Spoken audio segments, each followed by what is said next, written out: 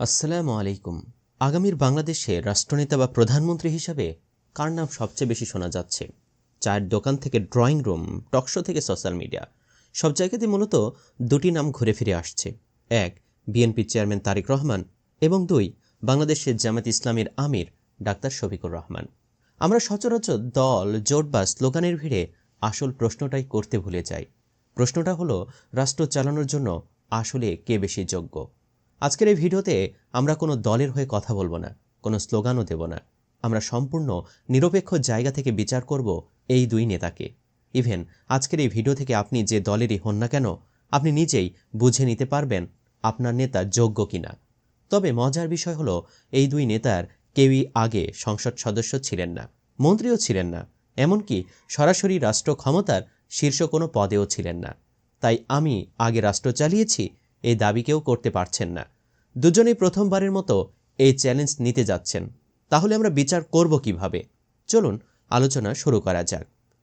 প্রশ্নগুলো শুরুর আগে জেনে নিতে হবে রাষ্ট্রনেতা হওয়ার যোগ্যতা আসলে কি। আবেগের বশবর্তী হয়ে নেতা নির্বাচন করলে জাতি হিসেবে আমাদের পস্তাতে হবে, যেটা বিগত সময় ঘটেছে। রাষ্ট্রনেতা হওয়ার জন্য আধুনিক রাষ্ট্রবিজ্ঞানে প্রধানত দুই ধরনের সক্ষমতা বা ক্যাপাসিটির প্রয়োজন হয়। আসুন প্রশ্নগুলো শুরুর আগে সেই মানদণ্ডগুলো একটু বোঝে নিই। নৈতিক দৃষ্টিভঙ্গি। রাষ্ট্রনেতা ব্যক্তিগতভাবে কতটা ভালো মানুষ সেটা বড় কথা নয়। বড় কথা হলো তার নেওয়া সিদ্ধান্তে কে ক্ষতিগ্রস্ত হচ্ছে আর কে লাভবান হচ্ছে, সেই নৈতিক দায়ভার তিনি নিচ্ছেন কিনা। নৈতিকতা না থাকলে আইন হয়ে যায় অস্ত্র, আর প্রতিষ্ঠান হয়ে যায় দলীয় কার্যালয়, যেমনটা আমরা বিগত শাসন আমলে দেখেছি। রাজনৈতিক বৈধতা। নির্বাচনে জেতা মানেই সব নয়। মানুষ কি মন থেকে বিশ্বাস করে যে এ নেতার শাসন করার অধিকার আছে? একে বলে হেজিমনি ক্যাপাসিটি বা গ্রহণযোগ্যতা। ব্যবস্থাপনাগত সক্ষমতা, এটা সবচেয়ে গুরুত্বপূর্ণ।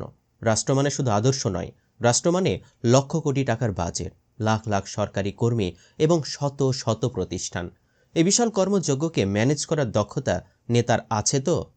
এছাড়াও আধুনিক রাষ্ট্র চালাতে হলে আরও 6টি বিশেষ গুণ লাগে, যেমন প্রতিষ্ঠান গঠনের ক্ষমতা, দীর্ঘমেয়াদী দৃষ্টিভঙ্গি বা জেনারেশন রেসপন্সিবিলিটি, সংকট সহ্য করা এবং তাৎক্ষণিক সিদ্ধান্ত নেওয়ার ক্ষমতা, সামাজিক সংবেদনশীলতা ও ভাষাবোধ, বৈশ্বিক ভূ রাজনীতির বোঝাপড়া। সবচেয়ে বিরল গুণ আত্মসংযম এবং ক্ষমতার সীমা বোঝা, অর্থাৎ কখন থামতে হবে সেটা জানা। এখন এই কঠিন মানদণ্ডগুলোর সামনে দাঁড় করিয়ে আমরা তারেক রহমান এবং ডাক্তার শফিকুর রহমানের চুলচেরা বিশ্লেষণ করতে পারি। খেয়াল করুন এখন 15টি প্রশ্নের দিকে। আপনার পছন্দের নেতা, সে যেই হন না কেন, তাকে এই 15টি প্রশ্নগুলোর সামনে দাঁড় করান। তারপর দেখুন তিনি এই পরীক্ষায় পাশ করেন কিনা। আসুন প্রশ্নগুলো শুরু করা যাক।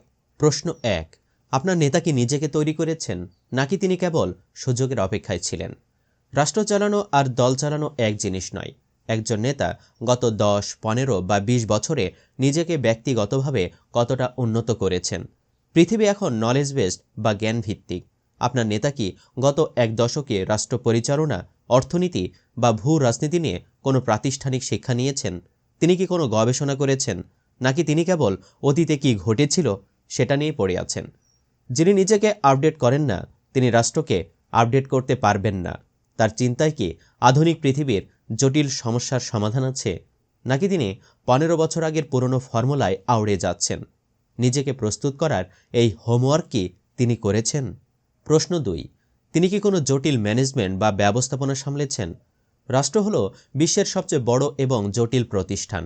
এখানে লক্ষ কোটি টাকার বাজেট, লাখ লাখ কর্মী এবং হাজার হাজার স্বার্থের সংঘাত থাকে। আপনার নেতা কি জীবনে কখনো কোনো প্রতিষ্ঠান শূন্য থেকে গড়ে তুলেছেন? তিনি কি কখনো এমন কোনো পেশায় ছিলেন যেখানে তাকে লাইফ অ্যান্ড ডেথ বা জীবন মৃত্যুর সিদ্ধান্ত নিতে হয়েছে?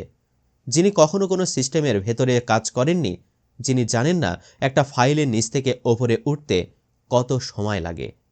তিনি হুট করে রাষ্ট্রের স্টিয়ারিং ধরলে অ্যাক্সিডেন্ট হওয়াটাই স্বাভাবিক। তার কি ক্রাইসিস ম্যানেজমেন্ট বা সংকট মোকাবেলার কোনো বাস্তব অভিজ্ঞতা আছে, নাকি তিনি সব সিদ্ধান্ত অন্যের কানে কানে শুনে নেন? প্রশ্ন 3, তিনি কি রাষ্ট্র মেরামত করতে চান, নাকি শুধু চালকের আসন বদলাতে চান? এটি সবচেয়ে গুরুত্বপূর্ণ প্রশ্ন। আমাদের রাষ্ট্রযন্ত্রের প্রতিটি নাট বল্টু ঢিলা হয়ে গেছে, কোথাও জং ধরে গেছে। আপনার নেতা কি এই পুরো মেশিনটা খুলে নতুন করে সাজানোর কথা বলছেন, নাকি তিনি বলছেন গাড়ি ঠিকই আছে, শুধু আমি ড্রাইভিং সিটে বসলেই সব ঠিক হয়ে যাবে? যার পুরনো কাঠামো বা স্ট্যাটাস কো বজায় রাখতে চান, তারা আসলে দুর্নীতি এবং অনিয়মকে জিইয়ে রাখেন। তারা সংস্কার ভয় পান। আপনার নেতার কথায় কি আমূল পরিবর্তনের সাহস আছে, নাকি তিনি সেই পুরনো পুলিশ, পুরনো আমলাতন্ত্র এবং পুরনো বিচার ব্যবস্থাকেই নিজের স্বার্থে ব্যবহার করার ইঙ্গিত দিচ্ছেন? প্রশ্ন 4, তার ইশতেহার বা ভীষণ কি মৌলিক, নাকি চর্বিত চর্বণ?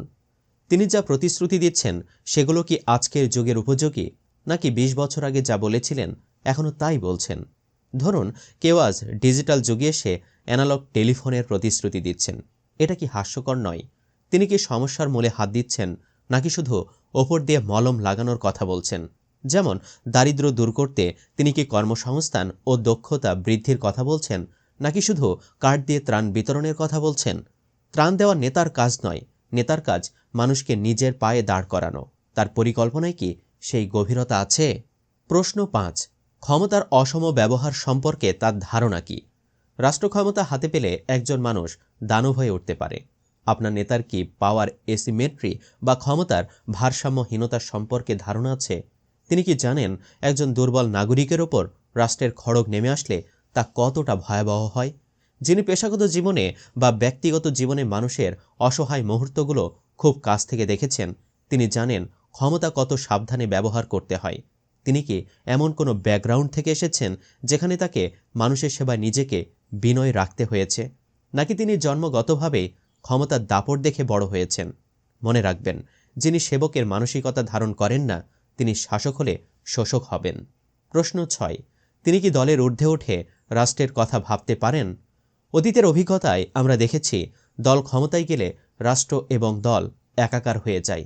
আপনার নেতা কি কথা দিচ্ছেন যে ক্ষমতায় গেলে তিনি দলের ব্যাজ খুলে ফেলবেন? তিনি কি নিশ্চিত করতে পারছেন যে অপরাধী তার নিজ দলের হলেও তিনি তাকে শাস্তি দেবেন? নাকি তার কথায় মনে হচ্ছে আমাদের সময় এসেছে, এবার আমরাই খাবো? তার আশেপাশে কারা ঘুরছে? তারা কি মেধাবী এবং সৎ মানুষ, নাকি চিহ্নিত সুবিধাবাদী ও তোষামতকারী? মনে রাখবেন, একটা মানুষকে চেনা যায় তার সঙ্গীদের দেখে। আপনার নেতা কি জ্ঞানীদের কদর করেন, নাকি চাটুকারদের প্রশ্রয় দেন? প্রশ্ন 7, তিনি কি সংযমী? তিনি কি জানেন কখন থামতে হয়? নেতৃত্বের সবচেয়ে বড় গুণ হল আত্মসংযম বা সেলফ রেসিস্টেন্ট। ক্ষমতা হাতে থাকলে সব কিছু করা যায়, কিন্তু সব কিছু করা উচিত নয়। আপনার নেতার মধ্যে কি সেই ধীর স্থিরতা আছে? তিনি কি সমালোচনা সহ্য করতে পারেন, নাকি সামান্য ভিন্নমতেই তিনি রেগে যান বা তার কর্মীরা আক্রমণাত্মক হয়ে ওঠে?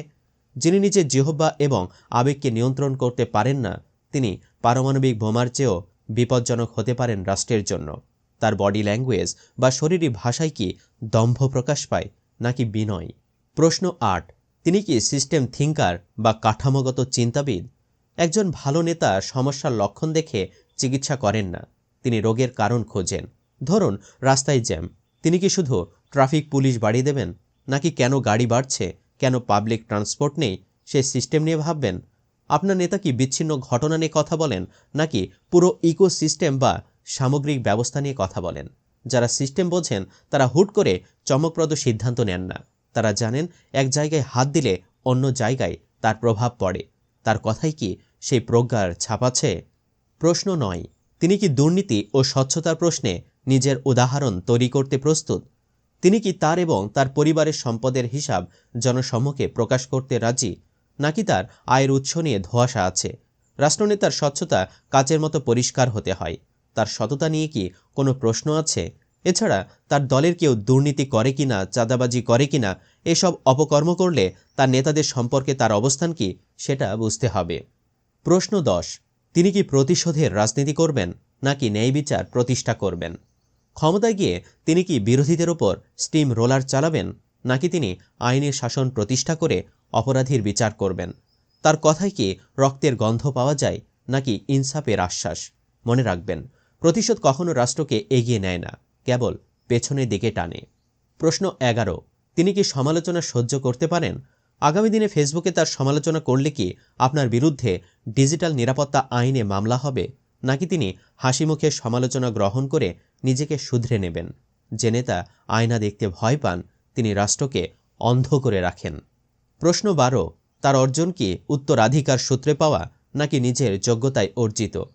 তিনি কি বাবার বা পরিবারের চেয়ারে বসতে এসেছেন, নাকি তিনি নিজের মেধা, শ্রম আর ঘাম দিয়ে তিল তিল করে নিজের অবস্থান তৈরি করেছেন? মনে রাখবেন, যিনি কষ্ট করে ওপরে ওঠেন তিনি মাটির মানুষের কষ্ট বোঝেন, আর যিনি প্যারাসুটে করে নামেন তিনি মাটির দিকে তাকাতে ভুলে যান। প্রশ্ন 13, বৈদেশিক সম্পর্কের ক্ষেত্রে তিনি কি মেরুদণ্ড সোজা রাখতে পারবেন? বড় প্রতিবেশী বা পরাশক্তির সামনে তিনি কি দেশের স্বার্থে চোখের দিকে তাকিয়ে কথা বলতে পারবেন, নাকি তিনি তোষামতি পররাষ্ট্র নীতিতে বিশ্বাসী? তার অতীত কি বলে? তিনি কি সার্বভৌমত্বের প্রশ্নে আপোষহীন নাকি নমনীয়? প্রশ্ন 14, তিনি কি সবাইকে নিয়ে চলতে চান নাকি বিভাজন তৈরি করেন? তিনি কি শুধু তার ভোটারদের নেতা, নাকি তিনি ধর্ম, বর্ণ, মত নির্বিশেষে সবার নেতা? তার কথায় কি ঘৃণা ছড়ায় নাকি ঐক্য তৈরি হয়? রাষ্ট্রনেতাকে হতে হয় বট গাছের মতো, যার ছায় সবাই আশ্রয় পায়। প্রশ্ন নাম্বার 15, তিনি কি পরবর্তী প্রজন্মের কথা ভাবেন নাকি কেবল পরবর্তী নির্বাচনের কথা? একজন রাজনীতিবিদ ভাবেন আগামী নির্বাচন নিয়ে, আর একজন রাষ্ট্রনায়ক ভাবেন আগামী প্রজন্ম নিয়ে।